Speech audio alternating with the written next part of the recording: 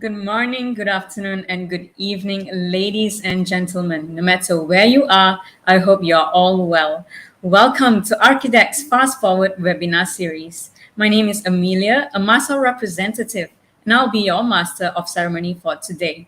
Firstly, I would like to thank Architects 2021 for giving MASA an opportunity to conduct this session. We are pleased to have this collaboration with Architects. Now, for those who have yet to hear about MASA, I hope you can lend me your ear as I explain further. So, MASA stands for Malaysia Architecture Students Alliance, and it is a non-profit student committee operating directly under Pertubuhan Architect Malaysia, or in short, PAM. And it consists of student representatives from all architecture institutes in Malaysia. So, MASA is a platform where Malaysian architecture students join forces to learn and share with appreciation of the past, generating sustainable living in the present, and bringing unlimited possibilities to the future. Our mission is to develop an effective platform and network between Malaysian architecture students and professionals. We also serve as liaisons between students and PAM. All right, now let's proceed to our main agenda by introducing our special guest for today. We present to you once again the chairman of PAM Education Committee, Architect Adrianta Aziz, and the one and only Architect Rita Soh, who will be talking to us on the topic context. Now, to begin with, let us welcome Architect Adrianta to say a few words. Architect Adrianta, nice meeting you again. How have you been, Architect Adrianta? I'm good. How are you, Emilia? Good, Architect Adrianta. Now the floor is all yours. Cool. How's your study, Emilia? My study has been going great. Thank you for that. Right. Thank you so much. I'm so proud of you and I'm so proud of your friends. You can spend time, contribute your time under this platform. Thank you so much, Emilia. Yeah, Thank you so we much. are thankful for giving us the opportunity to do so. All right. Um, Dear viewers, welcome to Architects Fast Forward, a special program today on 25th of November. Collaborated with MASA, Malaysian Architecture Student Alliance, supported by PAM, Pertubuhan Architect Malaysia, and also as a chairman of PAM Education Committee, and also a deputy chairman of ACAI, Acacia Architectural Committee, Education Committee. I would like to say welcome to our today's Architects Fast Forward Digitalization by Architects Online. Welcome to Architect Rita Soh, the President of Acacia, Managing Director of RDC from Singapore. So here today, a special guest, of course, I would like to invite, an honor to invite Dato' Tan Pei Ying to give an introduction on gender equity before we begin the talk on context. Dato' Tan Pei Ying is the first female president of the Pertubuhan Architect Malaysia, PAM, Lembaga Architect Malaysia, LAM, Board of Architects, board member, past president and advisor of the Acacia, and she has just been elected as the Secretary General of International Union of Architects for year 2021 till year 2023. Dato' Tan Pei Ying is a strong advocate for social responsibility, climate resilience, diversity, equity, and inclusion, and was involved in the drafting of the UIA Gender Equity in Architecture Policy. She was conferred with many prestigious awards, namely the CIDB Construction Leading Lady Award year 2015, Distinguished Australian Alumni Award year 2016, LAM President's Award year 2017, and PAM Gold Medal for Service year 2019. And without further ado, let's me welcome Dato' Tan Pei Ying. Hi, Dato'. Hi, Adrenta. How are you? Thank you so much. I'm good. Thank you so much for your time. So I would like to welcome you for this event today. So I pass the floor to you now. Okay, thank you for having me, and good afternoon to all of you. And welcome to this special Architects Fast Forward webinar with the topic context. Firstly, I would like to register my gratitude towards Architects and Adrenta for allowing the PAM Gender Equity Committee to collaborate in this webinar as part of the special Women in Architecture and Design series, together with Acacia Committee on Architecture Education, PAM Education Committee, and MASA. The Special PAM Gender Equity Committee was set up by PAM in mid-2019. The main objective is to collectively pool our resources, experience, and energy to promote the culture of inclusion within the profession, address the gender disparity, and recognize the importance of the contribution not only by men, but also women architects to the architecture profession and the built environment. This is part of the second session of the special series on women in architecture and design, which will feature women architects who have contributed tremendously in their respective ways to the architectural fraternity and the built environment. We have the great honor of having Rita Soh, the Acacia president and my dear friend, whom I have the pleasure of knowing for many years, to share her extremely impressive journey and illustrious career with us today. Rita serves as a fantastic role model, and we hope that her exemplary leadership, incredible achievements, and success stories would inspire, empower, and advance our future generations of architects. I wish to take this opportunity to reiterate that gender equality, which is the UN SDG number 5, is not only a fundamental human right, but a necessary foundation for a peaceful, prosperous, and sustainable world. It is vital to include a gender perspective in all policies and programs to ensure that both women and men can contribute their knowledge to the design solutions. We all play a critical role in emphasizing and raising awareness the importance of having a more inclusive approach and diverse leadership to achieve more balanced planning that would contribute to the built environment, especially climate resilience design, and forge the path towards the transformation to make the world a more equitable and inclusive one for all. I hope we can all work together to make a meaningful difference. So let us all put our hands together and welcome Rita and thank her for taking her precious time off to join us today. And thank you. And I will pass this back to Adrenta. Thank you. Thank you, Dato Tan Pei Ying, for your welcoming speech. It's an honor to have you today. Well, ladies and gentlemen, students, viewers, let me introduce architect Rita Soh Xiaolan. She's graduated with honors from the National University of Singapore in year 1987. Further to her architectural studies and obtained her professional practice license in year 1989. In year 2011, she obtained her Master of Science Sustainable Building Design from University of Nottingham, United Kingdom. This is to reinforce her strong belief to have all buildings designed sustainably and to use our natural resources responsibly. Beyond breaking the gender leadership stereotype, she has advanced the courses of professional ethics and collaborative partnership in Singapore, as well as on the Asian fronts. The first woman president of the Singapore Institute of Architects in year 2004 till year 2007, Rita standardized Singapore's architectural nomenclature by creating Singapore's own code of practice and pushed the architectural body towards digitalization of its professional services. Subsequently, as a president of Singapore Boards of Architects in year 2010, she championed ethical architecture practice both regionally and globally. In her current position as president, Architects Regional Council Asia, we call it ACASIA, Architect Rita strives to foster closer collaborations amongst architects across Asia and leading the drive to collectively define global benchmark from an Asian perspective.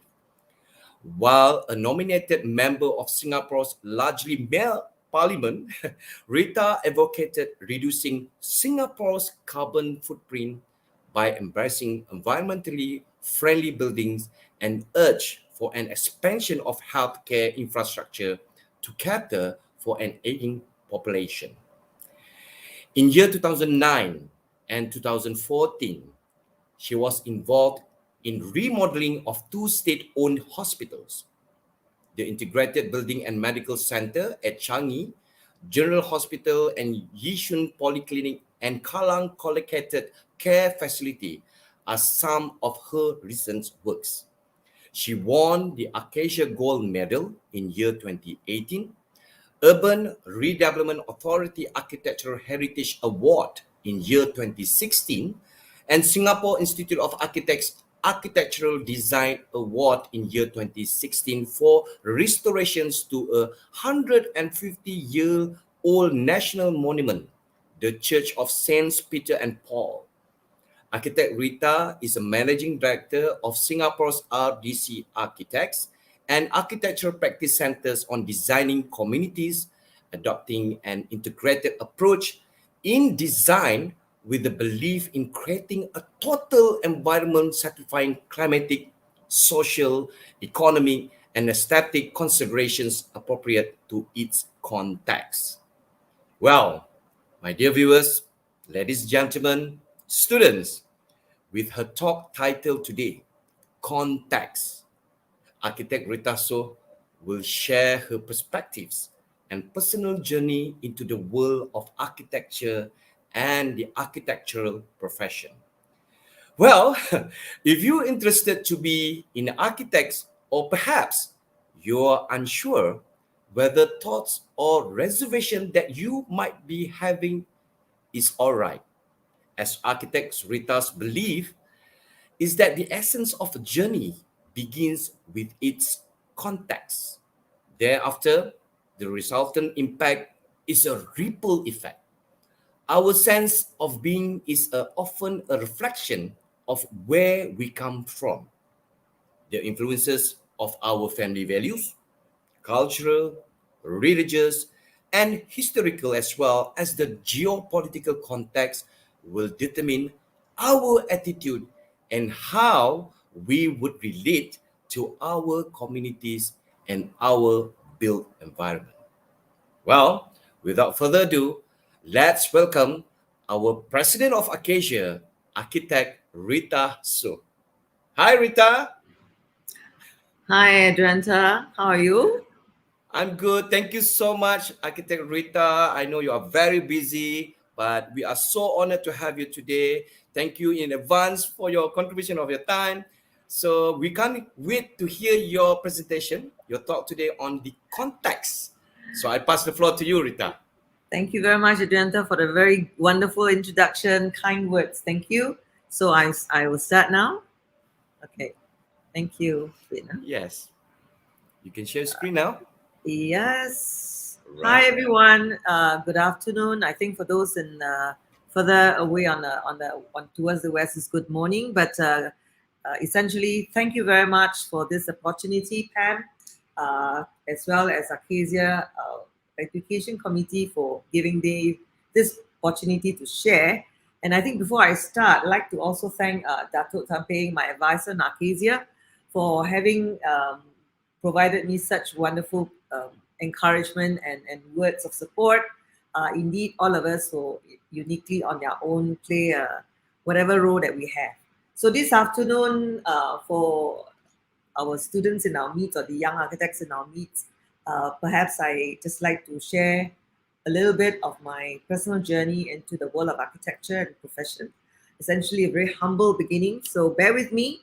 It's going to be a conversation, but let me just go through a quick, sketchy glimpses of the evolution for the last 40 years. Yes. All right. As Adrenta rightfully said, so you want to be an architect, or perhaps you're still not too sure.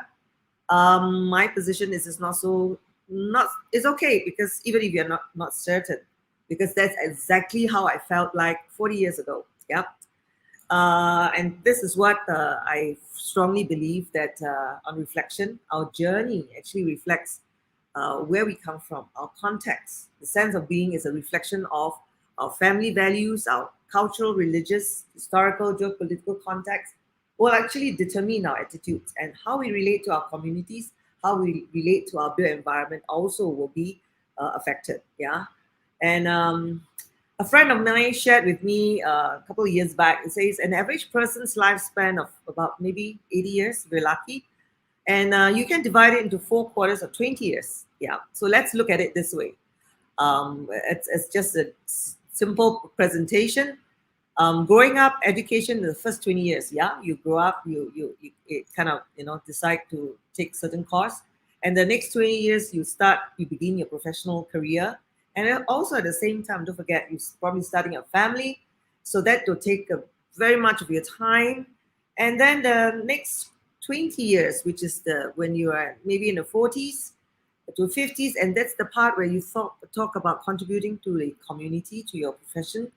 And of course, the last leg, which is where I am now, focus on self, and perhaps also maybe a little bit more further to society in terms of contribution.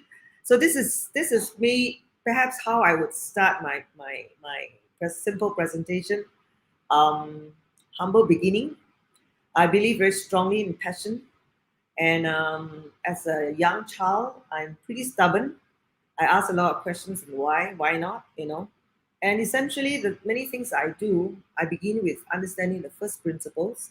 So, and I also, from a very young age, somehow this notion of I can be an agent of change. And looking back, really it starts from within. I mean, our upbringing, our background, training, our perspective, and essentially what we are, our philosophy of life, actually influences our architecture. And you could look at this me, myself, or is it you, me, myself, and I. I break it into these quarters that you see here. Your country would affect how you position yourself or where you are born. And then the professional as a community will affect you. And of course, the company you work with have a strange effect on you too. And largely the community that you are part of will affect, and all this contributed to the person you are and helping you grow. Yeah, so looking back, 30 years of work experience, this whole myriad of events that is intertwined. And perhaps I can just briefly touch, like I said earlier on, the 4 points. So I started with this ability to want to dream. I remembered as a child, I used to daydream a lot, and this is a quote that I liked. Hold fast to dreams, for if dreams die, life is a broken winged bird that cannot fly. I used to, at a very young age, I don't know, dream that I'm flying all over the place. Yeah, but those were the days that you are carefree. Now, having said that, I grew up in Singapore. I think the development of the Singapore lines with my childhood. This is old Singapore. For those of you who are too young, but you've probably seen it in pictures. This was the Singapore that we grew in. We grew up, or rather, I grew up in. I spent my early childhood days with my maternal grandparents, living in a kampong. So water is taken from a well, and then subsequently there will be a public tap nearby. You collect your water in pails, and then subsequently Singapore get developed, and we have public housing flats, and waters get piped in. Yeah. So essentially, the development of Singapore coincide with our childhood days. And for those of you who remember Singapore as it is, maybe amazed. So within the last 50 years or so, we have developed from a third world economy to the current present situation. So on that note, connecting the dots, I also like to add that as a young child, my dad passed away when I was 9, and having to grow up without a father, it's not easy. But I was very curious as a child, and I love to draw.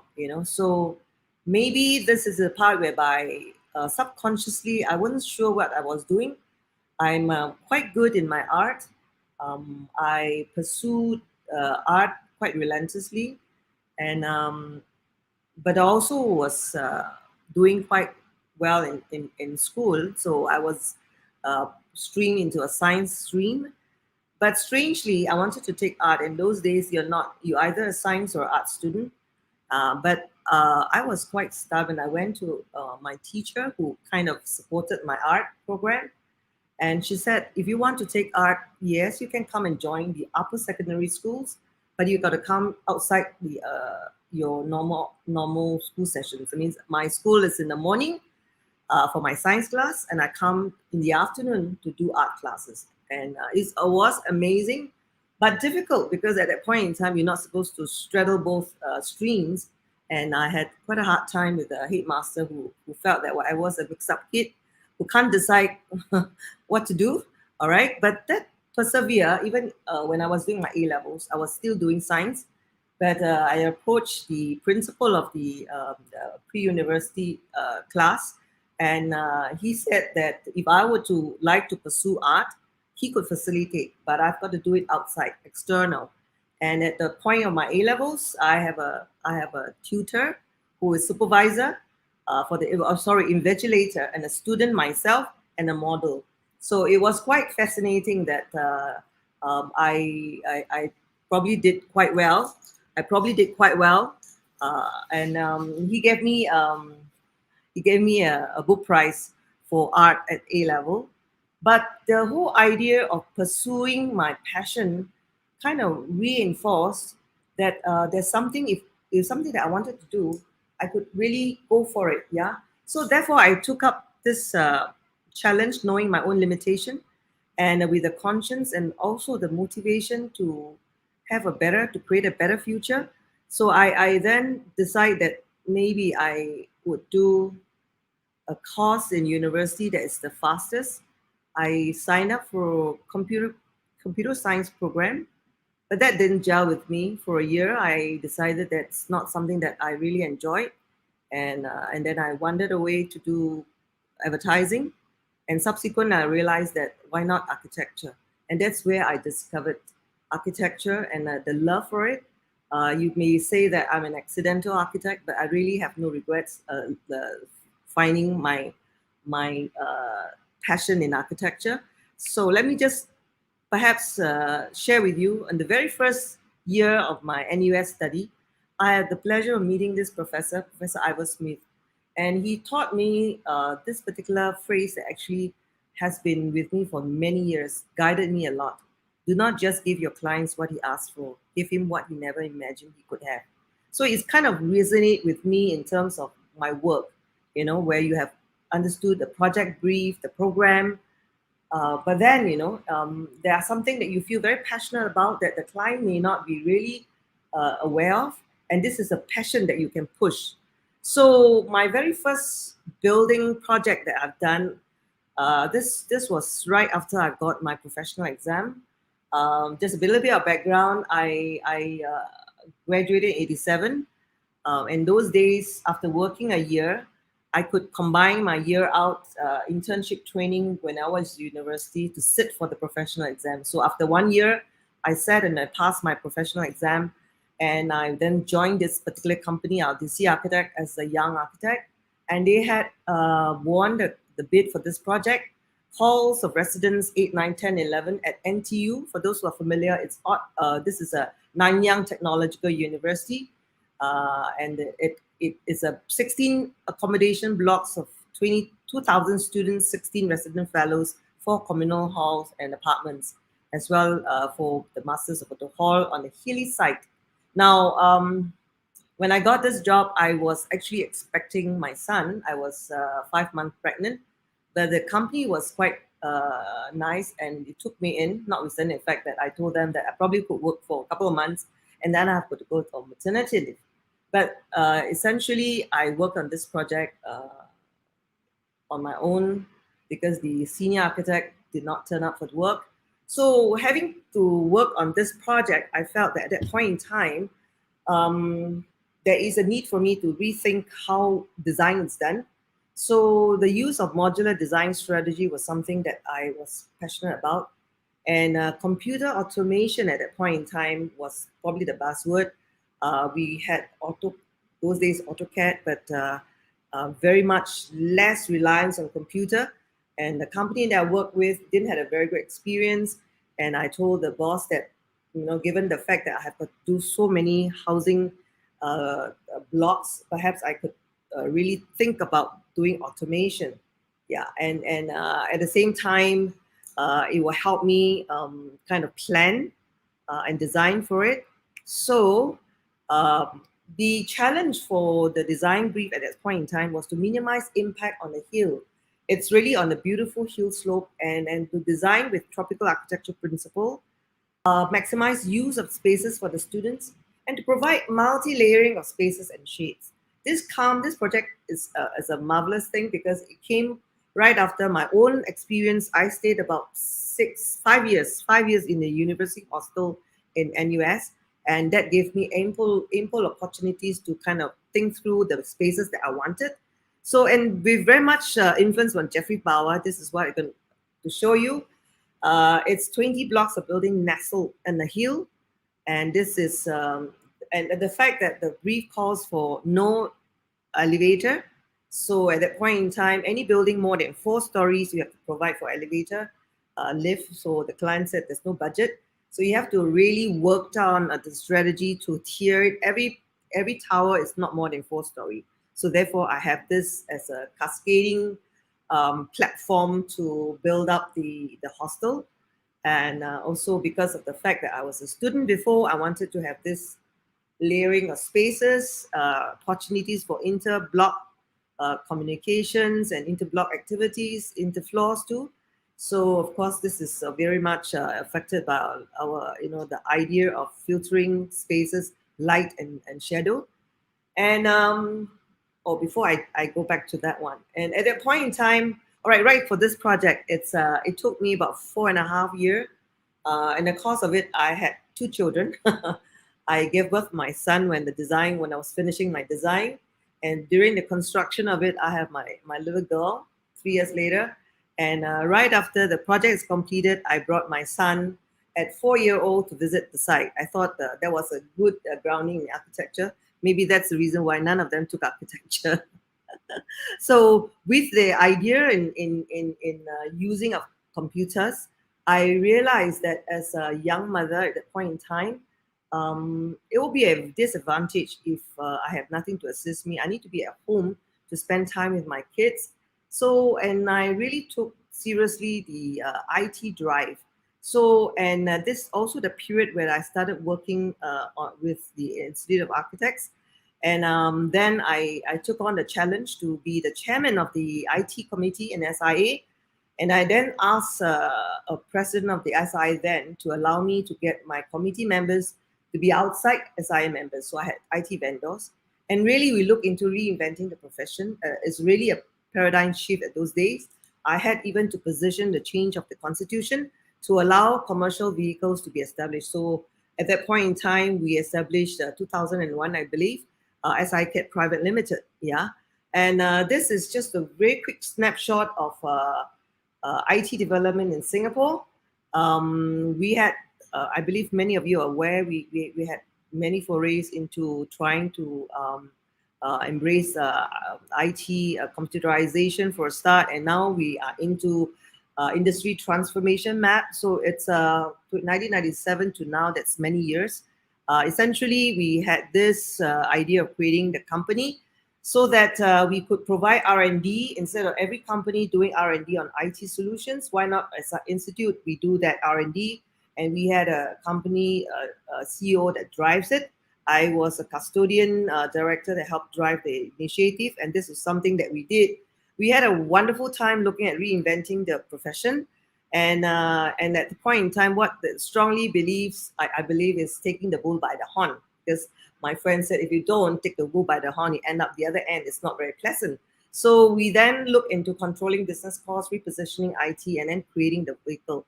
So in that aspect, just wanted to pause there to say that I didn't know what I was really doing, but I wanted to facilitate my own career path in the work that I do. And I felt that computerization was a good move, and I volunteered to steer the drive towards computerization. So at the same time, while doing that, I'm also showcasing you my second project. After finishing my NTU project, I had this Singapore Post project, which is quite a big, huge sorting center. It's also in a place that was close to my heart. I grew up in this Malay kampong called Gelang Serai, and they were going through this redevelopment phase of the area. And the client at that point in time wanted to position, because this building was supposed to be finished by the turn of the 2000, the millennium. So it's going to be a new embrace, to embrace the new thinking, the new aspiration. So, and in the course of the project too, I put down here this, I challenged some of the norms at that point in time when we talk about computation in Singapore, this gross floor area. I believe in Malaysia, you have the same thing. And the way you compute the areas, and also because of the peculiar shape of the building, I positioned and managed to convince the calculation of this little bit of waiver exemption for 45 degrees angle. I show you the project, but essentially for this project, the idea was to do a corporate identity for SingPost. That was the client then. And also to define a new social compact for the precinct. As I said earlier on, it is supposed to launch the new millennium, so the high-tech, modular, efficient. This is what you have. This is the front of the building. In front, there's a forecourt with a cascading waterfall, and it's a forecourt public square. But since then, it's been modified. But just to show you the kind of architecture at that point in time, designed in 1994 and finished and completed by 2000. That was how we did this project. And really, this is a side view of the project. It took quite a long while. The size of it is about 3 football fields. Did it in 3 different phases. The building was quite deep. It's 3 deep basement, but equivalent to about 5 basement. So it's quite an exciting job, both technically and also a challenge. This is a sorting center. This is at the top. There is this recreation arm that we created for them. So just to show you a very brief uptake of this. Now, having finished that project, even as an architect at that point in time, I stood for election as a president of the Singapore Institute of Architects. And right after I got elected, we were hit by the 2004 Asian tsunami. And at that point in time in Singapore, we have this CIJC, Construction Industry Joint Committee, that's made up of presidents, incumbent president of the 8 institutions, including architects, engineers, builders, QSs. So at that point in time, it was my turn, or rather SI's turn to be the chairman. And I felt that at the point in time, by giving money alone is not good enough. Perhaps we could rally ourselves together to do beyond monetary support. We could do contribution in kind. So therefore became the team leader for the CIJC team, working with the Ministry of Foreign Affairs, the Building Construction Authority, as well as the Singapore Red Cross to provide technical assistance in 3 places: Aceh, Maldives, and Sri Lanka. So essentially, we reconstructed the pier in Aceh, built a new primary school in Maldives, and A&A to 3 existing schools in Sri Lanka. And this is not my effort alone. I initiated that, but I was so happy that I have the support of the industry. And not only that, for the SIA, I have volunteers like my dear friend Theodore, Emil, Chia, and also late Paul Sarkok. They came in and volunteered a service to design the projects. So I'm going to show you very quickly. These are some of the schools that we did. I think what was more memorable is the students that we affected. Many of them were so appreciative at handing over. They provided us a concert, and this is another school that we did, and this is in Sri Lanka. And so it's amazing to see the change faces of these kids, and so much so that I have got the most beautiful bouquet of flowers and fruit basket, because they all collected from their own gardens. So at the handing over ceremony, it was quite amazing. So doing architecture is one thing, but contributing in our small ways to the community is something that I would encourage all of you to do. In fact, the learning lessons from this was actually quite amazing. When we did the school, it was the additional block. And being Singaporean, we were working with our Ministry of Education. We will provide the Singapore standards. But strangely, the principal approached me and said to me that, can we not have windows? I said, what? Or can you give us grills instead? We don't need windows. And also they said, can we not have lights, artificial lights? Because our school runs on genset generators, so, and we do not have enough power. So all these things that you can strip it off for us, actually help them to build another 2 blocks. So in essence, sometimes when we look at our own context and we forgot the context of people that we are working for and providing the assistance to, or even doing project, and it's very important. This is a very valuable lesson that I learned, and I also find that in the course of my working, I also have a tendency to involve my children. So at this particular ceremony of handing over, I brought my daughter. She was with me during the handing over ceremony, and I think it probably affected her quite a bit. The following year, she was in JC2 Junior College, no Junior College 1. So what she did was she mobilized 9 of her classmates, and they all went on their own to Sri Lanka to provide community project with the kids, reading program and all that. So it's a whole initiative that I talk about. If we do not know how we impact other people, but this is something that I think I was quite happy that she took it out on her own. And so having said that, this was just very quick journey that I've done, doing my work in architecture, at the same time participating in the institution as well as also the community. Now, this part of the journey, it's also in healthcare. When, as an architect, I always believe that healthcare facilities are very tough to do. Until I had my own experience, as a personal experience, I had a 95-year-old grandmother who fell down and injured herself. So then for 2 years before she passed on, she stayed in so many hospitals and nursing homes.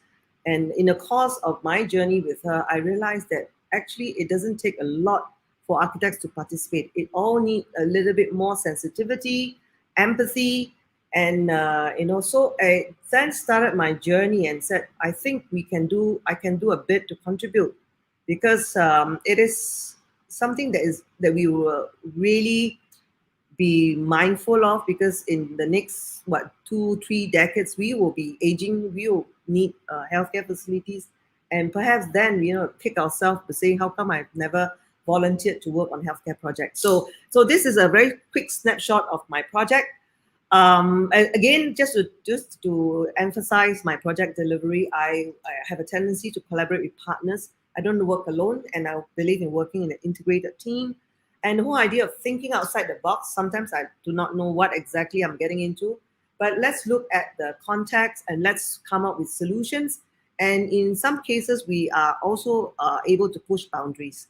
So again, very simple, design from first principle. I've never designed healthcare projects before. I said, why not I start with first principles? And also, like I said earlier on, design with empathy. Imagine yourself being a patient or being a healthcare provider.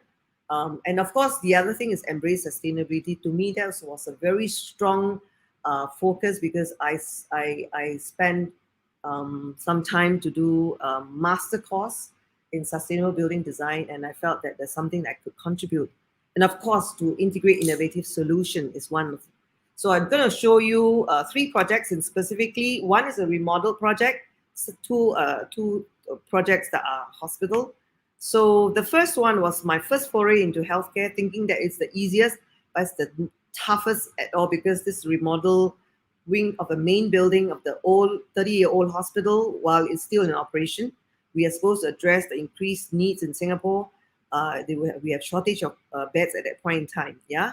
So design objective, again, to create an overall design with a natural flow, so that the spaces are linked together effortlessly, and also to allow individual identities of the department, and of course to create a timeless and durable design, so that and also the different phase will integrate seamlessly. So in essence, we must do it with minimum disruption, because the hospital is operating, and we want to inject new specialty, new state of art, and of course to create green courtyards, wellness, and also my passion for art here helped me to push to have art in the public spaces. So this is a very quick update of our main building site. This is, for those who are familiar in Singapore, this is a site beside NUS University. All right, and so I think, did I go backward? Yeah. This is and we wanted to share on this very intuitive wayfinding, seamless connectivity, and also because they wanted a new facade. So new facade with minimum disruption, and a sustainable retrofit and green courtyards. This is very quickly a simple plan of the layout, connecting the old. We did some insertions you see in colors. Again, wanted to create the idea of street concept, linking the nodes, creating gardens. We in the past it was designed with the courtyards, but over the years, over the last 30 over years, the courtyards got filled up with departments. So we're gonna, strip out those and kind of reposition it better. So, and then this is something that we did, and just very quick rundown of the remodeling project.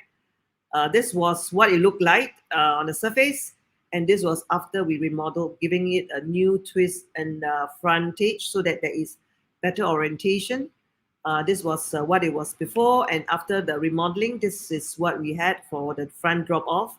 A very simple, poignant porch so that it's easy for identification. And I wanted to create a courtyard and also to embrace the art. So we have this insertion. We create in front what you call the green. It was actually just car park. We created green area and created a courtyard. This was what was before. This was what we positioned to design, and this is what we finally provided. And the night time is quite nice. And this two sculpture was by the very famous Tan Sri Hien. He donated the sculpture here, created the space, and interestingly, this is part of the Heart Center. And if you come to Singapore, you see at the pond a little bit of reflection pool. There are coins. I was quite amazed because every time people wants to go for their surgery or operation, they toss a coin for good luck, I guess. But that to me, it's quite nice because it provided that little bit of encouragement. And this is again another view of the internal. This was another part of the hospital for inpatient ward entrance. It was old, and then after that we kind of do a simple redone to the facade and provided an orientation point. Okay, then the next project have to move quite quickly. This is integrated building in Changi General Hospital. It's a new building, but infill to existing community hospital as well as acute care hospital. This is aerial view of the campus. For those who are not familiar, this is on the right hand side is Changi General Hospital, and my integrated building is there. Again, it's connectivity is a keyword, and also because of the fact that on the eastern side of Singapore, we have a lot of elderly people. In the past were kampongs, so we kind of wanted to have this kampong concept, and especially for this particular hospital, it's a lot more rehabilitative care and to facilitate back to normalcy after they are staying in the hospital. And of course, we set our benchmark to get green mark. In Singapore, it's probably the Green Building Index.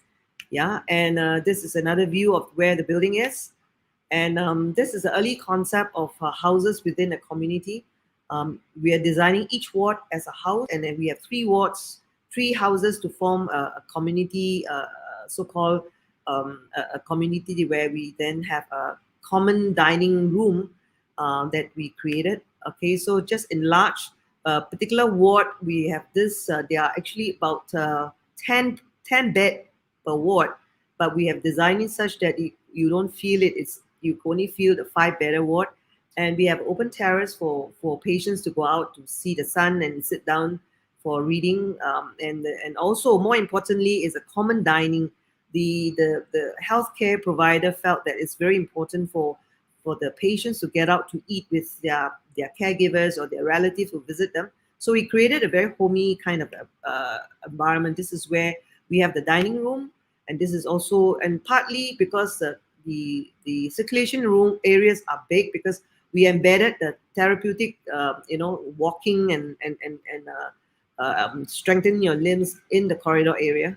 So again, some of those simple, and this particular healthcare facility is quite interesting. We have a lot of elderly patients who broke their leg or broke their arm, and then when they recover, they go back to their place, and they are not accustomed to the fact that they are in a flat.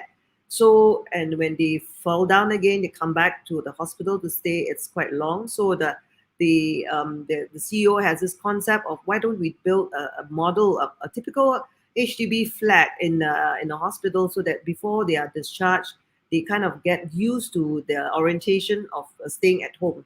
So this is just one of those things that we have done, and this is integrated building in the night. And I just wanted to share that for hospital like this, especially in Singapore, where we have got Class C wards, they are not air conditioned. They have to be totally natural ventilated. So in order to ensure that we got good ventilation, we need to do sun path wind flow analysis and also ventilation study. This is very quickly to show you what we need to do as evidence based to make sure that whatever that we design at the end of the day can deliver. And this is just roughly to show you the whole rendition of things that we need to do. If we can't get the airflow, what do? We have to improve, and do appropriate measures. And of course, the other thing in Singapore, we are very into therapeutic gardens. Greening is very important. So the hospital has also been provided with therapeutic gardens. Is some of them. And this is just an appearance of the building. Yeah, there's another view of the building. There's a night view of the building. Yeah, so this is the integrated building at Changi General Hospital. Of course, we designed the connection to the other blocks. So there you are. You have all the link bridges and the linkways connecting. Okay, the next one is also part of the campus. This is also a specialist outpatient clinic. Essentially carries the administrative data center and also 3 basement complementing the acute hospital. And what we have done is to make sure we need to optimize the land use. Land is very scarce in Singapore, so we need to optimize and really optimize and maximize land use. So these are things that we set for ourselves: patient user-centric approach, and also in terms of staff office, what's the concept for open office. And then, of course, the design objective here, maximize, natural lighting, good view of the exterior, both for staff as also for the patients, yeah. And of course, this is what we set out to do. We must get the Platinum Award for BIM. This was done totally on the building information modeling, and we also need to set our benchmark for Universal Design Accessibility Award. Okay, this is the medical center that is on the right-hand side. You saw the integrated building on the left-hand side. This is on the right-hand side. Yep. Again, land optimization, I mentioned earlier. The existing hospital is on the left, shaded in gray. That's where we got to relate to. And we have this small little corner that we have to optimize the land use so that it becomes the medical center. We've done quite a bit of a study with regards to the connection at different levels, both at ground, basement, and at the upper level. So as architects, sometimes we need to take a step back and look at how we can provide better for the people. This hospital is not a private hospital, it's a public hospital. So it caters to the man on the street, yeah? And this is what we provided. We created a better identity in terms of seamless connectivity, so you can drop off and you know where you are. Again, we have very strong ideas of clear delineation of patient and staff zones. So this is a bit technical, but again, from a concept level, we have to set for ourselves certain parameters. And again, even in an open office itself, what should we do with natural lighting and where should we have maximum view? We kind of gradate our different offices in different categories.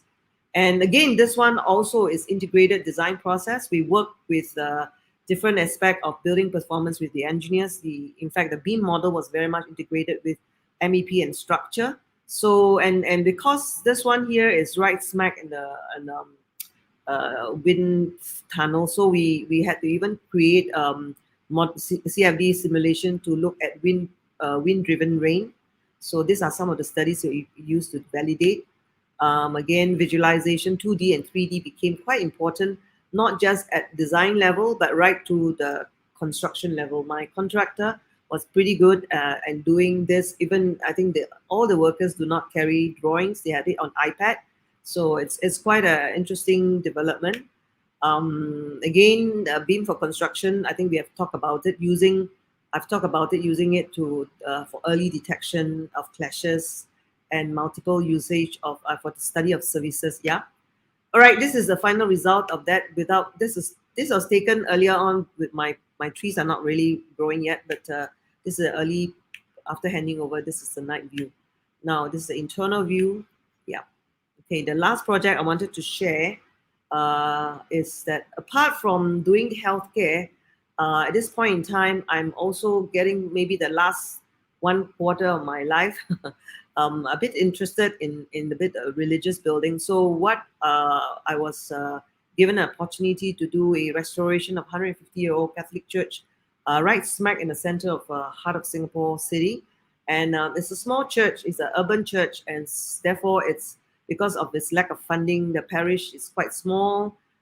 So through the years, it's weathered pretty badly. And I remembered at the briefing, we were sitting in the sanctuary, and then something dropped my head. It's a peel of the plaster that came down from the ceiling. So it's really in dire strait in the sense that it needs restoration. So in Singapore, conservation embraces both the principles of preservation and restoration. And my point is that it permeates beyond just mere preservation of the facade or its external shell. I wanted to create it such that it will still capture its inherent spirit and original ambience, but at the same time, I want to weave in new materials and latest in technology so that it reflects the addition that has been made at this point in time. Now, okay, this is basically just to tell you that here in Singapore, for design, for conservation, and we have to embrace the 3R principle: retention, restoration, and repair. So this is actually done for us to be able to do it. We had to do a very thorough research on the historical archival materials, pictorial records. We have to get the parishioners' photographs of weddings or baptism just to see records of how the building looked like. It was quite an interesting thing because this whole church is multifaceted and it has very diverse history. It was built as eclectic. It's a Gothic style, French Gothic style church.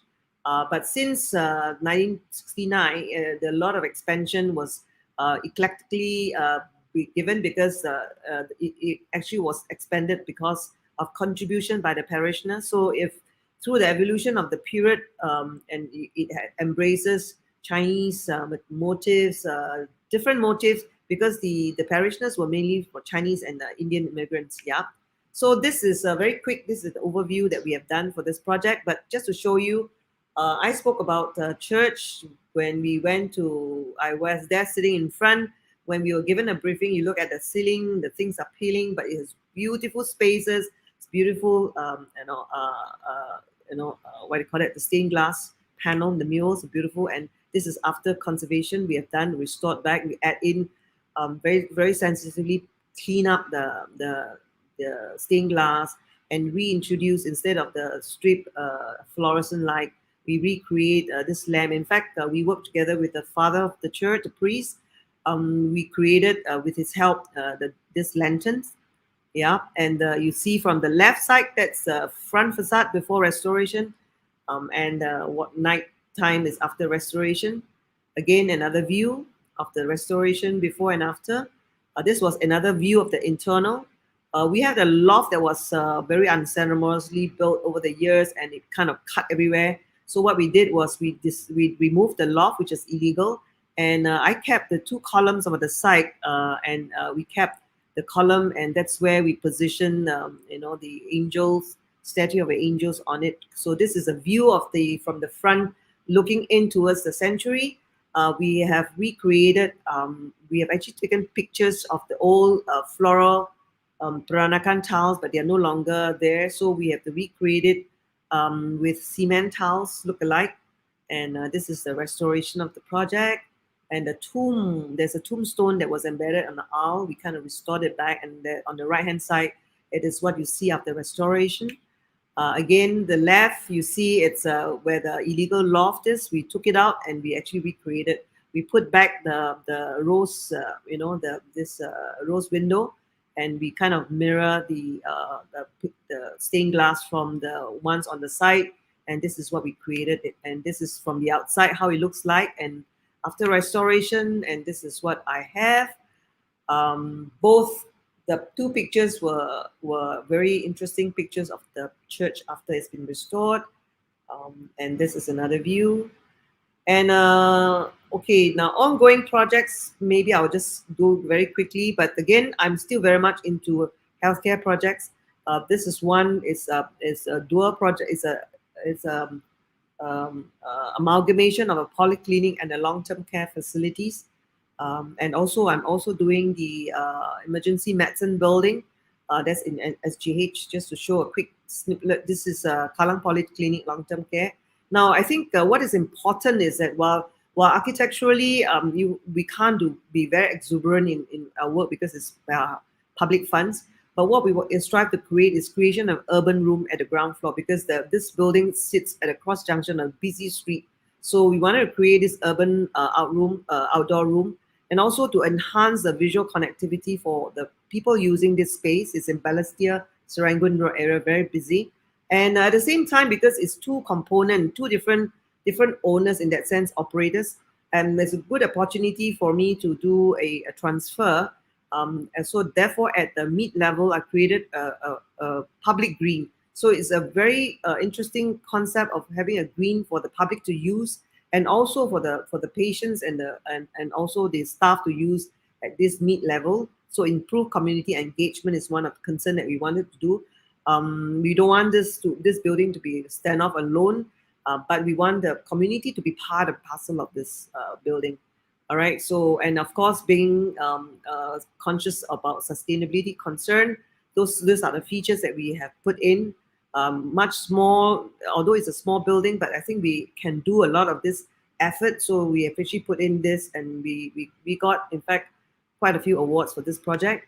And this is the one that is currently under construction, the 12-story high emergency medicine building. All right, this is a picture of it. And again, pushing boundaries.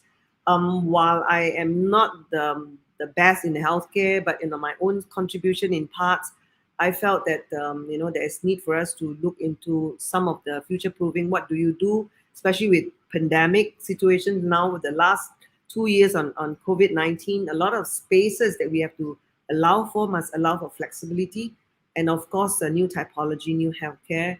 And the other thing that I'm also very passionate with, now looking back, I realized that after, even while I spent a year in doing computer programming, computer science, I didn't realize why it was important. But actually, the foundations actually was laid when I now look at the ability to embrace technology. It is quite interesting. So therefore, embracing technology is one thing, but it is not just the hardware, but it's the hardware, which I'm still very strongly pushing, so that although we are using technology, it's only a tool. So for those of you who are very savvy in technology, that's great, yeah. But at the end of the day, we still have to make the decision. And of course, with computerization, there's customization, there's standardization. But at the end of the day, it is still the ability for us to be very diverse in design. The diversity part is still interesting. It's still very much a necessity. So now, connecting the dots after 30 years, I am still very curious about little things. Like I talk about technology, I am still pushing for using Beam walkthrough. Now we are looking at embracing the gaming technology into our BIM program. So, doing generative BIM design is also quite exciting. So I'm curious. Of course, I won't be as dexterous as my younger colleagues. Yeah, but I'm still as stubborn. After all these years, I still am stubborn, but maybe a little bit more courageous now, and a bit more aware of my limitation, and also be able to push boundaries. Yeah, and maybe as you age, you listen more to your own conscience. And just now I was speaking to Dato Tan Pei Eng. We're all growing old, age is catching up, but I'm equally excited to know what lies ahead. All right, we are gearing up, opening up for the new normal. But hopefully, this new normal, actually, I was saying earlier on, COVID-19, this little virus, although it's created a lot of pain for a lot of people, but it's actually a catalyst for change. All right, this is a good opportunity for us, especially for you young architects, to be young students. Really, it's time for you to make the change, and the last vast opportunity in our digital future. So actually, just very quickly, this is not totally updated yet, but just to show you, above the top is my participation in the institution, in the community. Down below is the project that I'm doing. You notice that I'm just tracing the dot, connecting the dots, my timeline. I hope it will not expire too fast.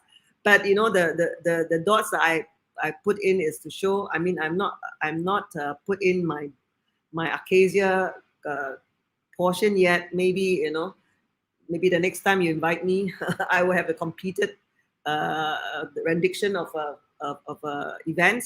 But essentially, if you look to the whole stretch of events, what I'm trying to say is, in our own small ways, we can contribute to be doing the work that we do. At the same time, I think we still have to have time for our family, for our profession, for the community. I don't think it is. You can't put it in different silos. I personally believe in integration. I think what we are is what affects us, and people around us actually provided us a lot of encouragement. So, and having said that, I did mention that we can create our own ripples, however small it is. It will coincide with other people's ripples, and perhaps together, collectively, we can create a bit waves. So I mean, this is something that I've done in 2015 when I was talking about responsible architecture principles, and really, I think the whole context and design for all actually governs us, and with climate, with culture. I mean, of course, we've got to be cognizant of cause, and that within itself, the central, the heart of the Venn diagram is our conscience. Who we are and what we are, what we stand for is very important. So, and I just like to conclude, there is no happiness if things we believe in are different from the things we do. So, from a very humble perspective, I don't aspire to do a lot of things. I kind of wandered around along the way, and sometimes not afraid to say, hey, I've done not correctly. I have to do a U-turn. I've got to make a big roundabout. But when you did the U-turn and do a roundabout, you realize that actually those experiences are not lost. Just like I explained to you, I thought I wasted 1 year in doing computer science, but actually laid the foundation for me to help push the IT drive. Yeah, play a simple, small role, but I was quite happy with the work that I've done, and therefore, I'm not too sure about the time, and I think I would like to conclude here, Adrenta. I think it's a bit too long, right? So I'm done with that presentation. Okay.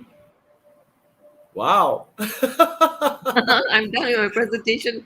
Adrianta, I need to Wonderful. go back to you. All Let me right. close this. Go to browser. Okay. Sorry. Can you see Wonderful, me now? I need to Rita. close. Yes, Yes. I can see you now. It always seems impossible until it's done. I can tell you.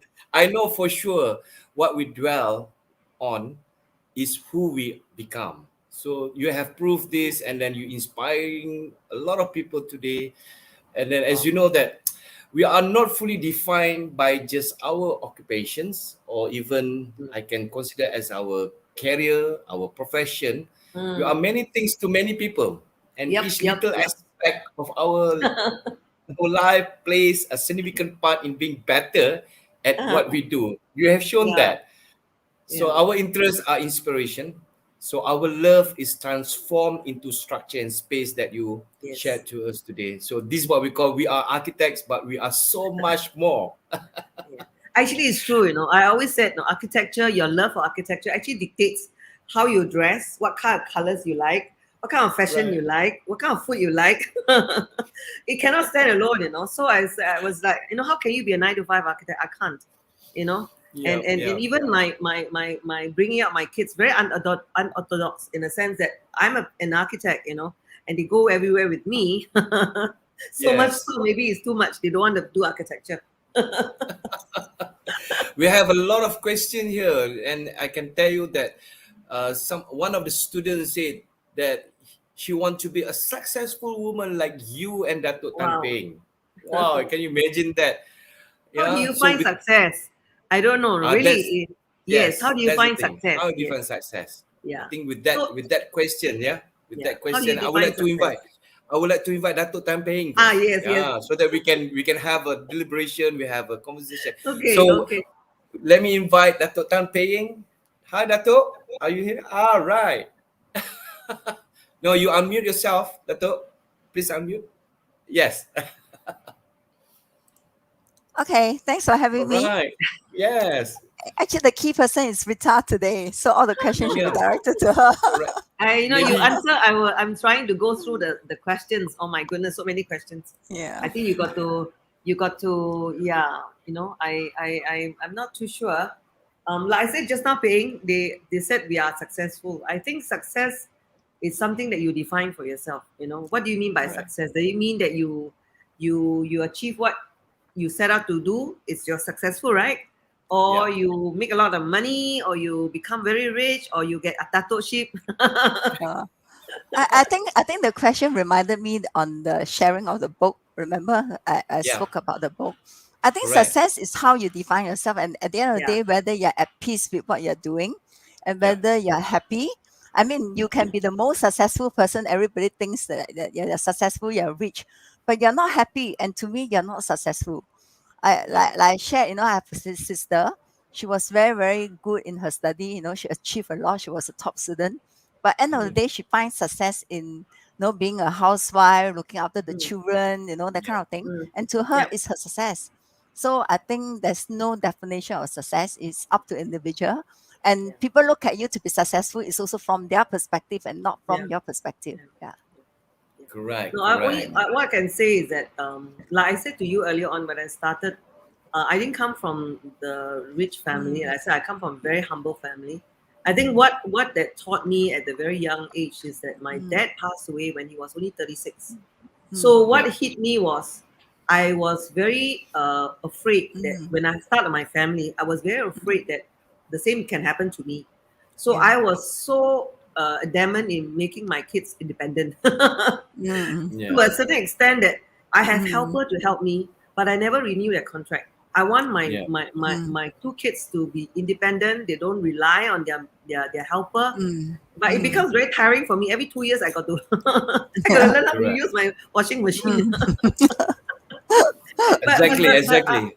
yeah, Yeah. but I realized that now that looking back, I Mm, realized that the independence, while I now wish that they are not as independent as I want them to be, mhm. but I was glad because they then formulate their value system, and they could then, Yeah. while I'm not around, sometimes they could Mm, actually make decisions. So I Mm-hmm. am quite happy for mm, that. Like I told you earlier on, when I mm, went to I was supposed to stand for election. I was an mm, Yeah. underdog. I was supposed to go for election, and I mm, remembered I asked my 14-year-old son, who was supposed to sit for, he doesn't need to sit for O levels, but I asked him, worrying that maybe if I take up the presidency in SIA, I wouldn't have time. You know what he said to me? Mom, there's never a right time. If you think you can do it and you want to do it, go for it. yeah. So it's Wow. like, wow, didn't occur to him. I think his point is that, yeah, don't use us as a reason, don't use us Yeah. as an excuse Right. not to do your work. Yeah. I But was Rita, so can you amazed, and remember I that think, conversation I had yeah, with you in the toilet? yeah, I went to attend the dinner in the SIA. You were in the toilet. You asked me the same question whether you should go for the presidency. yeah, I think I told you the same thing. Right? You are Oh never dear. ready until you take on the challenge and you yeah, find that that's you will true, rise up to the So challenge. yeah, Yeah. I guess Right. I Right. guess like those who are taking Yeah. architecture, you do not know. I mean, I Mm, just love art.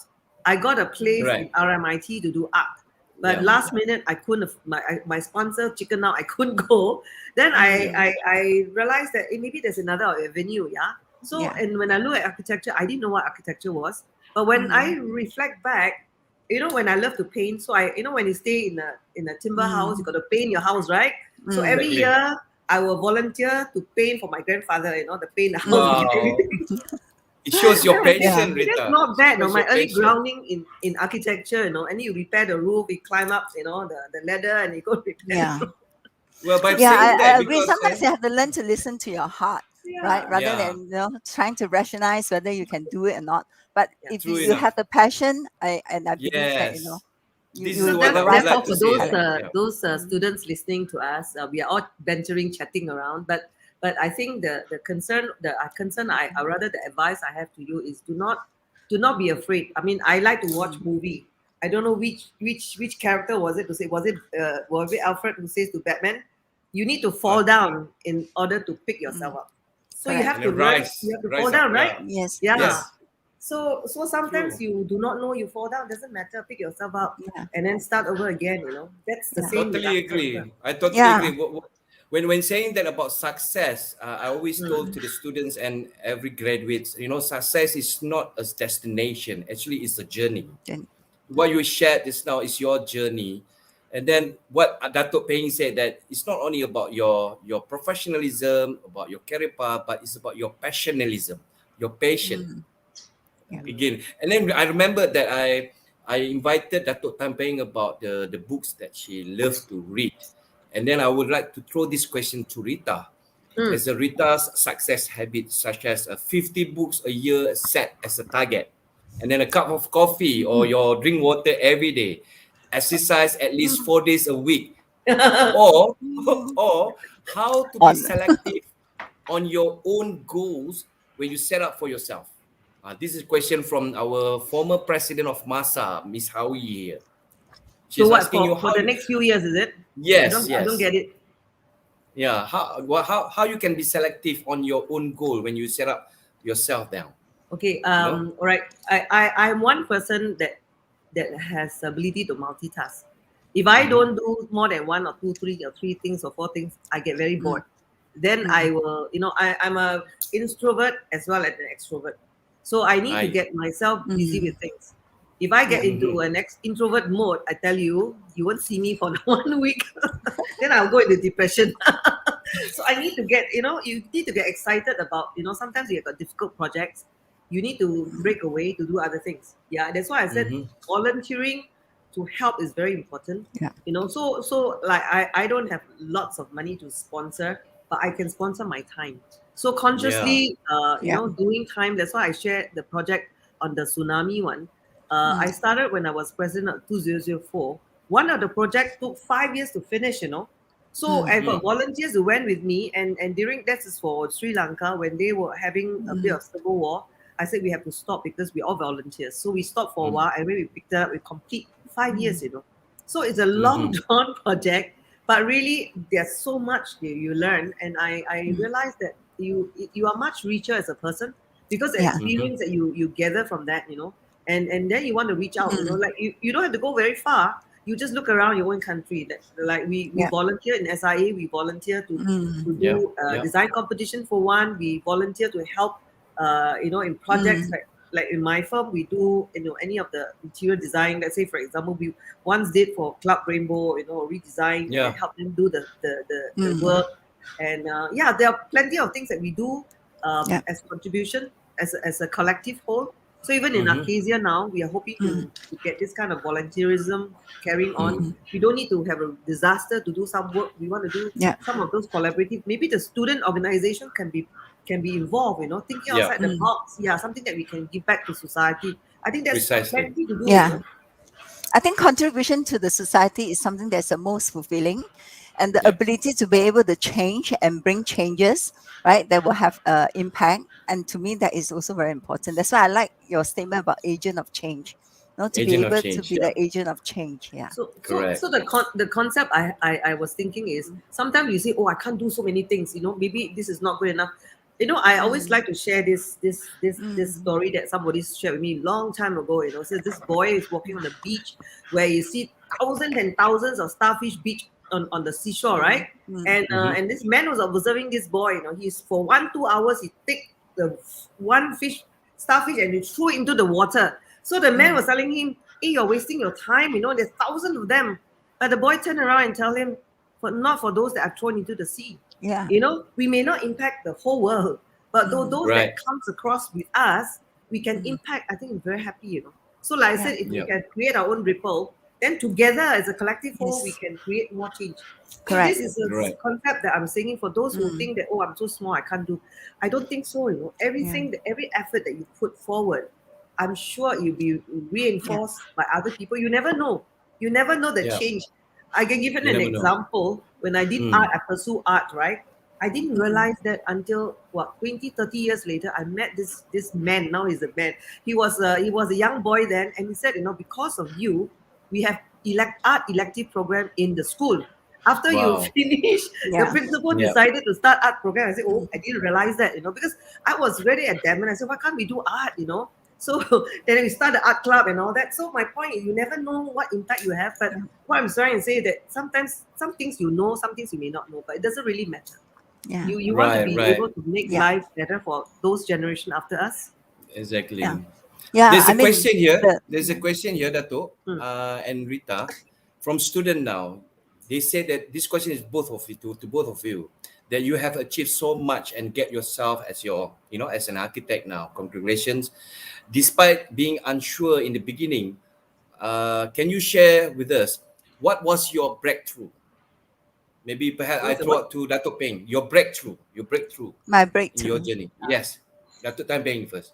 I don't think there's a breakthrough per se. I think Mm-hmm. it's accumulative of all the efforts, throughout, and the fact that you put in your passion, you try to give your best in everything that you do, and people start Mm-hmm. to recognize your ability, and Mm-hmm. then from there, then people show you respect, then you get more projects, and that's how you build out. And the fact that you're being very passionate, you always try to give your best. I think that's the Mm-hmm. most important, because at the end of the day, people will respect you as what you are. Yeah. Mm. I don't think there's such things called breakthrough. Breakthrough may be a chance to be given to you to showcase what your ability, maybe in that sense.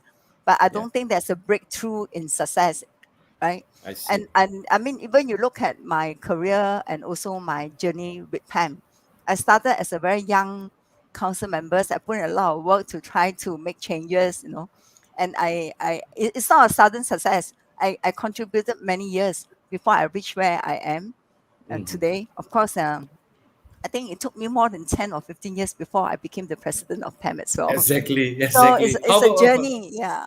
it's a journey, isn't it? Yeah, correct. How Yeah. about you, Rita? Well, I What's think your I breakthrough? I, I, I concur with what Pei Ying said, but I guess it's I don't know, I think there is a breakthrough at every stage of your life. That's why I use the 4 quarters, quite interesting.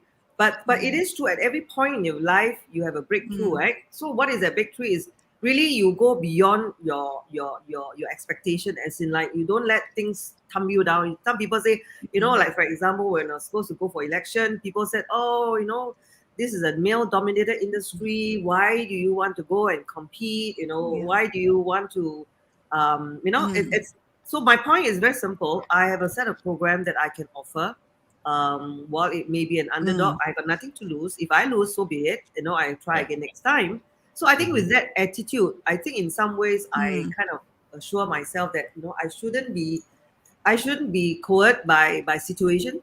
So Mm-hmm. that's why I believe that it's you, like what Pei Ying said, fundamentally you need to go back to your essence, the essence of yourself. Mm. Yeah. And like I said, when you promise to do something, I think it's always good to make sure that you honor it. Yeah. So your reputation, your integrity, it's very Mm. important. Don't compromise Mm. it for anything else. If you can't Yeah. do it, just say you can't do it. But I think Right. if you be honest to goodness yourself. I mean, for me, myself, I must say that I'm also very much guided by my religion. Yeah, I'm a Christian. Mm. Mm-hmm. Mm. Mm-hmm. And in fact, I became a Christian a couple of years after my father passed away. If Yeah. not for my for I use the word, my Christian, my religion, I would probably not be here. Mm. I was very defiant. I do a lot of naughty things, yeah. But then when I realized that there are such things called commitment. There's such things called, Mm. Mm-hmm. you need to honor Mm. whatever that you have, Yeah. committed, and being Yeah. elders in the family. I'm sure Paying resonate with that. There is Yeah. certain obligation. Yeah. Mm. So with that, I guess for those I've seen, people asking how we balance. I think Paying we I think every one of us have 24 hours. I Right. must say the Yeah. only thing that I compromise would be my personal time, my housekeeping Mm. time. Yeah, yeah, yeah. I make I up don't have that by time to having maids to housekeeping help me. myself. You see, ladies. Okay, this is a question. Many people ask this question even to me, but I would like to throw out to both of you, because the students say that.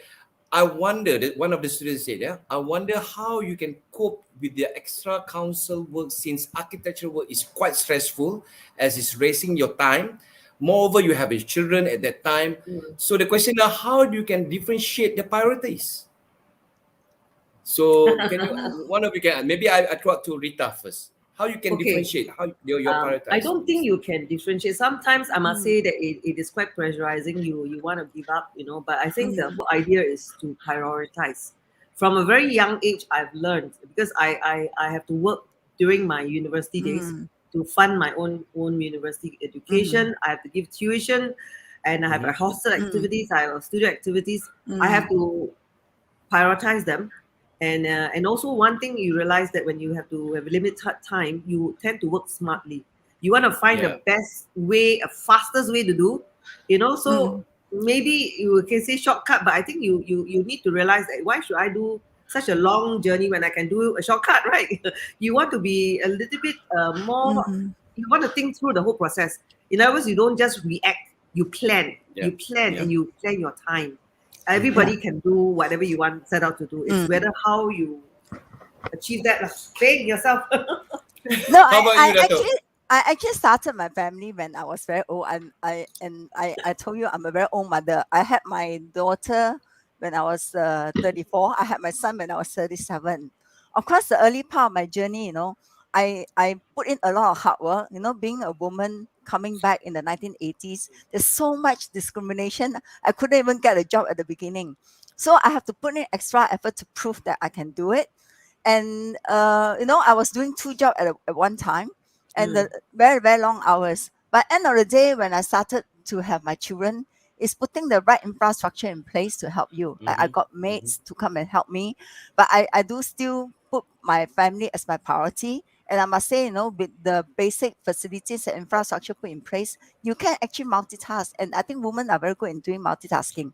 I still remember, I set up my study room. When I come back, I will make sure my children are, doing their work. I'm in the same room doing my work, but anytime, I'm still with them in that sense. So you find ways for you to balance, work and family at the same time.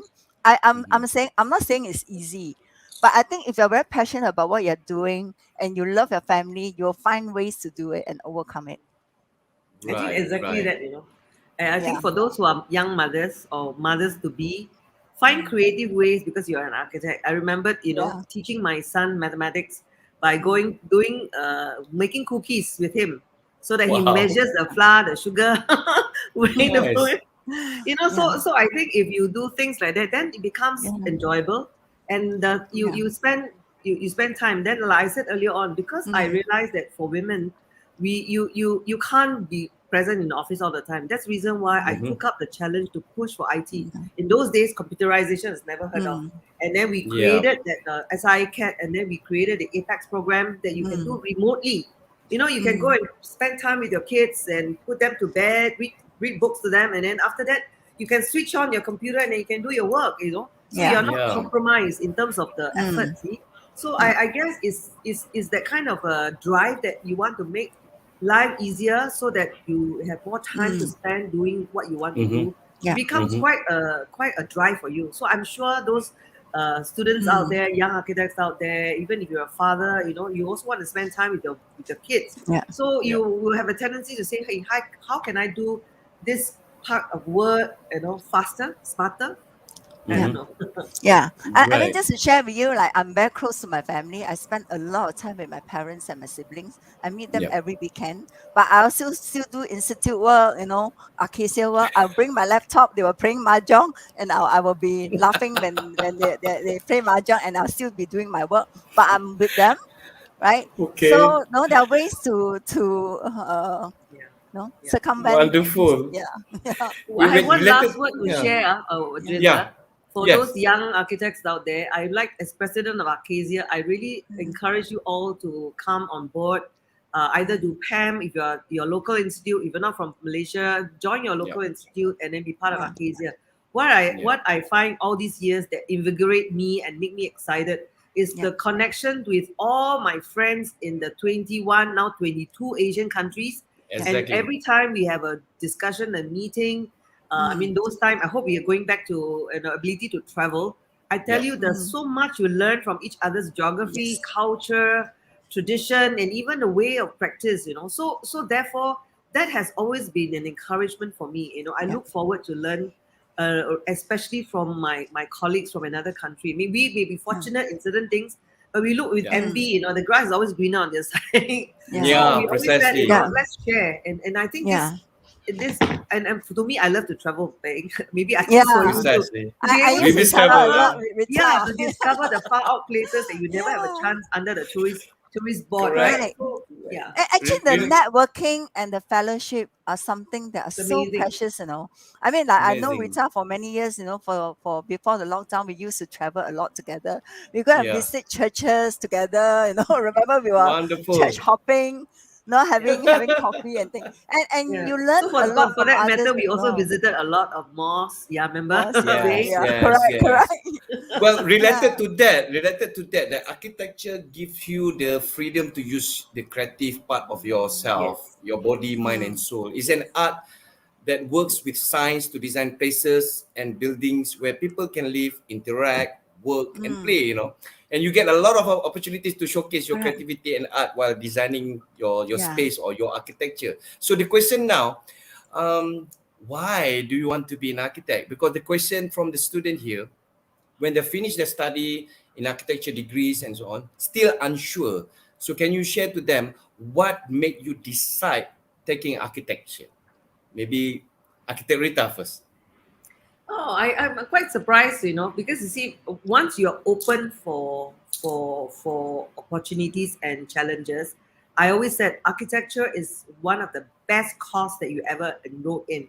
Even if you do not want to be an architect, a Mm, licensed architect, there's so much things you could do. Yeah. You Yeah. could be an architecture critique, you mm, can join the academia, you can do a specific research, and you can go into, say, for example, I met somebody yesterday, she went into lighting design, and you can even go to landscape design, you can write a Mm-hmm. book, it's a Yeah, a lot of wonderful, things. wonderful training. And like Mm. Janta, I've got people who went into TV mm, performers, they could be Yeah. MC, they could be yeah. commentators, documentary, Yeah.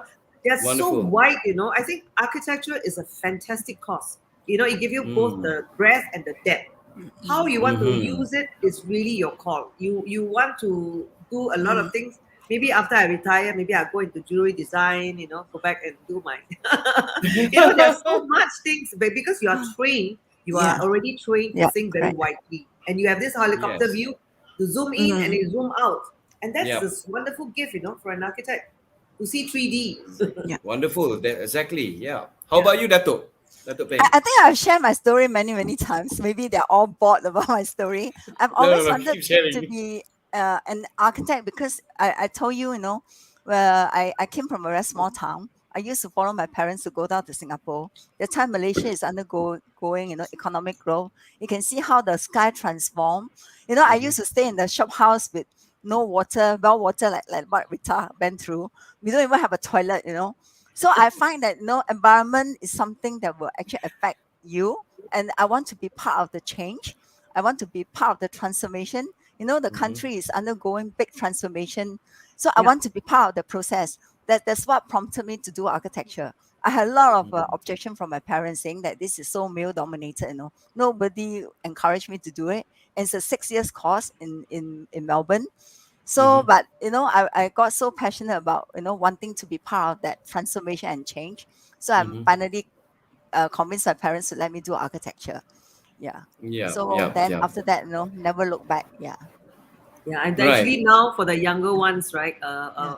Jenta, maybe to add, Mm, architecture Yep. is no longer the thing that you're looking at. You should be mm, looking at how do we mitigate climate change. yeah. All right. So Yeah. even as Yeah. an Yeah. architect, when we do design, we Mm, are now needed to be very conscious of the fact that we have abused our planet yeah. Mm-hmm. extremely. So what do you Mm-hmm. do? And then even if you advocate, Mm, if you are trained in architecture, you don't do design. You could advocate a lot of this, those actions and those practices, to Yeah. reduce consumption, reduce wastage. Because you mm, are trained in architecture, you know what is the constitution of some of those yeah. stuff. So therefore, it Mm. becomes for those people out there, your role is no longer restricted by architecture because you are now in a digital platform. It's everywhere. You can do a Yeah. lot, and you can. I'm like, I enjoyed my time when you invited me to Malaysia to judge Mm, the mass Yeah. community competition. I really enjoyed, and then I think the yeah. students have got very good Mm, ideas. So my point Mm. is limitless. So for those young Yeah. people out there, dream dream far, high, dream far. You Actually, can now change is the Wonderful. the world. yeah, now is the era for the young generation. You look at Yeah, COP26, the young people are the one who Yeah. is promoting change, right, to Mm, really address climate change. And the yeah. women as well. If you look at them, a lot of the voices are the young women. So Correct. these are the areas Yeah. that you really can get yourself into. I think end of the day Mm, we owe it to our Mother Earth, to yeah. restore back. correct. Yeah, Yes, yes, yeah. yes. There is a question here to both of you. The one of the student asking about the experience studying overseas. So, any advice if they Mm, want to pursue their studies in overseas? So, can you give your opinion about it? Maybe I throw to Dato Paying first. Paying can give that one. Mine Yeah. is not very long, so I okay. can't give. Okay. I encourage my children to go overseas to study because I find that it's not just a tertiary education. It's also the fact that they leave house, they do not have all this domestic support and Mm-hmm. us going, looking after them. They became a lot Mm-hmm. more independent. And to me, the Mm-hmm. education is more holistic as a whole. No, not in terms of academic achievement, but the fact that when they are overseas, they have problems, they have nobody to run to, they're there, they learn to deal with the problem themselves, right? Unlike the time when I do have nieces and all those who are here, and the fact that they're so well protected, the process of them being become independent and being matured is much Mm-hmm. slower as compared to Mm-hmm. those who actually gone overseas, right? I mean, for Mm. me, I when I went overseas, I had nobody except for my sister, right? And and the time you don't have free telephone like what you have, so when we have problem, you find that you learn to deal with problems yourself, so Mm-hmm. you grow up much faster. Yeah. Agreed. I agreed. How about you, Rita? You from local and I then don't went have to overseas. because you see during the period when we are in Mm, Singapore, we have all the tutors and lecturers from all over the world. You don't need to go out. So I yeah. really Right. enjoyed the class that we have. But my point is for Mm-hmm. those who are a bit perhaps you find it a bit difficult to go overseas, do not let that discourage you because currently there are a lot of short courses. You could still do Mm, training program in Correct. Malaysia Yes. and you go Yes. beyond. I think even if you don't have, I think for us in NUS, we had a 1 year internship period and we saved like mm, Mm-hmm. crazy, so that at Yeah. the end of the 1 year, we went and do the Europe tour. The entire Yep. class went to Europe mm, on our own. Correct. We spent a month. Some people spend yeah. 2 months. But I think the whole Exactly. idea is, as architects, we must be Mm, adventurous.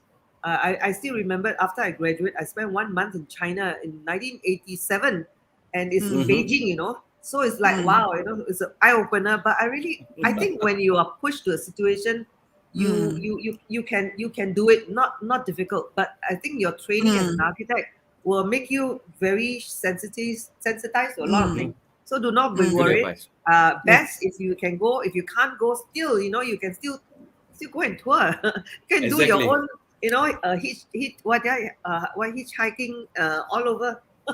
Yeah. Good Now, advice. now, Good now it's advice. very different now. I mean, during our time, traveling is very limited. We don't have the Yeah. money Now I to it's spent go. I everybody spent can one fly Yeah. year now. in Yeah. Europe. Not everybody can travel. Yeah. Yeah. One last question here. One last Mm, question. Okay, Mm, before we end up our mm, session today, I think this mm. is a quite tough questions. What is your toughest challenge that have you faced, and how did you overcome it? Especially if your motherhood, your family commitments, and your career. The toughest challenge. Can you share with us, Architect Rita? Ayo. The toughest Okay. challenge. My toughest challenge is as I grow older, I realize that I need to spend time with my family members. That's Mm-hmm. reason why it's tough because, like I think about 10 years ago, my mom wasn't feeling very well. She Mm-hmm. stayed with my mm, brothers, and I had to bring her back to stay with me. I And mm, see. for first time in my life, she will ask me, "Why are you not coming back for dinner?" You get what I mean? I never, even my husband don't ask me that question. But to me, it's not a challenge, but it's just realize your awareness that it comes one big full swing. Your mm, family is still the Mm. closest to you, and Yep. mm, the only regret I have is I over the years I've spent so much time away from home. I only mm, do the thing that I could do, but I didn't have mm, enough time really, do the mundane stuff with them. Yeah, that's my only Mm-hmm. regret. but I'm trying to play catch up. My mom I is see. 86 now. She's staying with me. She had a stroke Mm-hmm. 2 years ago, so she's recovering. But still, Mm-hmm. as much as I can, I think that's something that, yeah, I mean, for those of you who will probably realize that family is also very important. Yeah. Yeah. So yeah, I don't know whether I answered that question. I don't have Yeah. Yeah. any challenge, but that challenge is something that, because I've spent so much time out, that I Yeah. realized that I don't have enough time for Yeah. my Yeah. I dear understand. family members. Yeah. Yeah. Yeah. How about you, Dato?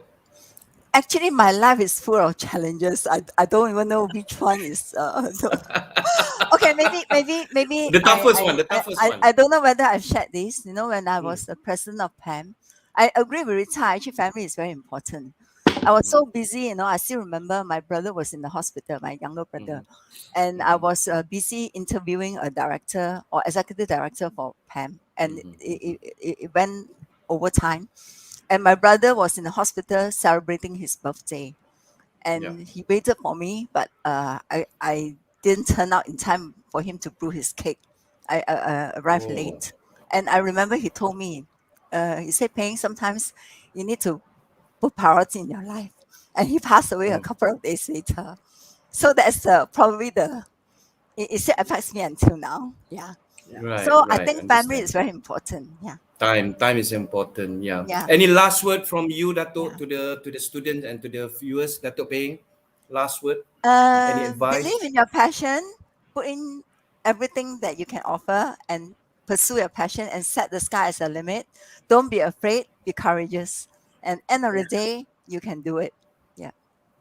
Thank you so much, Dato Yeah. Peng. Thank you so Yeah. much for your time. And it's like a special guest for us. Yeah. Today, I really it's a hijacked good. your event. No, no, it's not That's hijack. okay. It's good It's interaction. it's my decision to make more interaction. I think this is a very good dialogue. Even though it's a Yeah. It's architect Rita's Rita's, show today, yeah, actually. Rita Okay. show today, but it's a good dialogue. So, any last word Yeah. from our presidents, Acacia, Architect Rita So, to the Well, I students, to only the I viewers? only can say is that do not be afraid of the future. All right, Mm-hmm. I believe is that my belief is that you can do a lot of things if you set your minds to it. Mm, And for those who are religious inclined, obviously mm, you know who is there for you. mm, But more importantly, I think at the end of the day, mm. go for what you aspire to do, because Yeah. you don't want to wake up 20 years, 30, Every week. 40 years down, and then you regret that Mm-hmm. you have never taken a Yeah. step. Like I said, you Mm, need to fall down in order to pick yourself up. So failure doesn't mm. really matter at all. Yeah, Yeah. you need to Mm. really pursue, and then I think be contented. I think contentment is actually quite important. Correct. Sometimes you get sidelined because you Mm, are trying to compete. Do you need to compete? I think in mm, essence, look at yourself and look at what mm. you want to be. Yeah. And I Yeah. believe the other thing is very strongly is you can be the change. You can move the Yeah. needle if you set your mind to it. Yeah. So for all the Correct. young ones out there, yeah, Mm, just think about it. And of mm, course, being Asian, we need to work together. mm. Yeah. We Thank always you so exist much. collectively as a strong Mm, force. And I said Thank you so yesterday much. at the Young Architects in Singapore, I think Mm. mm, in 20th, 21st century, we will mm, witness Asian Renaissance. And I think you Mm-hmm. mm. guys, young people, was going to be part of it. So make Yeah. full use of it. I Mm. wish you all the L- very best. And thank Yes. you for listening to myself and Pei. Lovely. The old woman. No, don't say that. I mean, Every you time I are think we should the retire and go touring ourselves, right? no, Let's do that. don't say that. To tell the truth, that Yeah. you both of you, especially for Architect Rita Mm, and Datuk Tampeng, I think you are the mm, ideal for our students. Hopefully, not only to Malaysia, but the whole Asia, the whole world. They're looking at you mm, as an ideal that you give inspiration to mm, them. You inspired them, and then you mm. encourage them. I think thank you so much for your time, especially for that. Datuk Tampeng was a very busy lady, and Architect Rita Soh, our president of Acacia. I thank you so much. I'm so Mm, honored, so pleased to have both of you. And to the viewers, especially to the students, always remember the success is not a final, but failure is not a fatal. Is it about courage to continue that counts that. So yeah. always reflect to yourself Mm, that yesterday yesterday is the past, tomorrow's is the Mhm. future. But today is a gift. That's why I call it the present. I like that, Adrianta. Very well Yeah, put. Yeah, present. that's what you call the present. Well, thank you so much, Architect Rita Soh, our Acacia President, Datuk Tan Ping. Thank you so much for your time. And then Hira, the end of our session today is a so informative, so inspirational session with Architect Rita Soh with the topic of context. Actually, we are context matters now. Thank you so much. So without further ado, I pass back to our MC, Emilia.